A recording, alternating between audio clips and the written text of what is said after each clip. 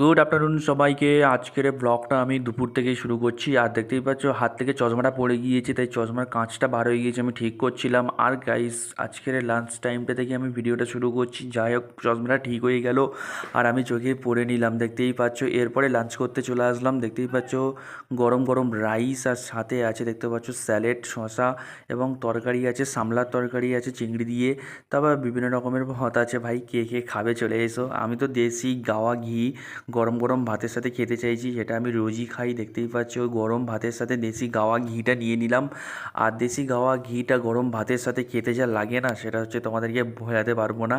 ঠিক আছে, তো কে কে খাবে চলে এসো। অলরেডি দেখতেই পাচ্ছ এইভাবে আমি দেশি গাওয়া ঘিটাকে ভাতের সাথে মিশিয়ে আর করে খেয়ে নিলাম, আর যেটা আমার অনেকটা ভালো লাগে। তারপর সন্ধ্যের টাইমে মা বানিয়ে দিল আলুর চপ। আসি আলুর চপ খেতে খেতে খেতে খেতে আমি ভাবছিলাম যে কালকের ব্লগটা কী বানাবো। তো লাইক কমেন্ট শেয়ার করে দিও।